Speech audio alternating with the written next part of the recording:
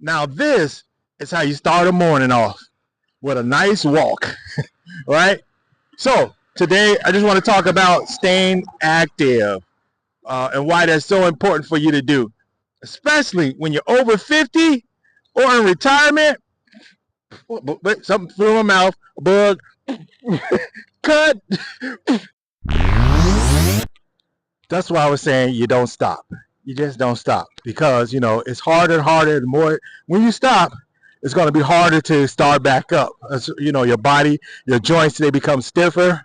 So we want to keep moving, keep active, especially as we continue to age, right? Because like they said, if you don't use it, you lose it. So keep moving, stay active. And there's different ways that we can do that. Everything from jogging, walking, playing pickleball, any of those things, whatever you like to do. But the goal is to keep active when we're over 50 and in retirement, because when you stop, you become sedentary.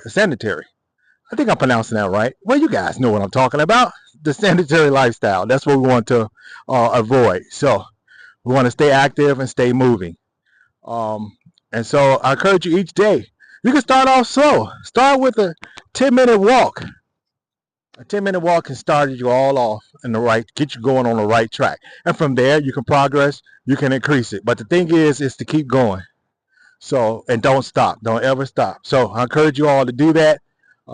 Like and subscribe on this channel, because we're here to motivate and to activate that body and get it going, and to help you live a more healthier life throughout retirement, and as you continue to age throughout the decades. So like and subscribe. Until the next video, I'll see you then.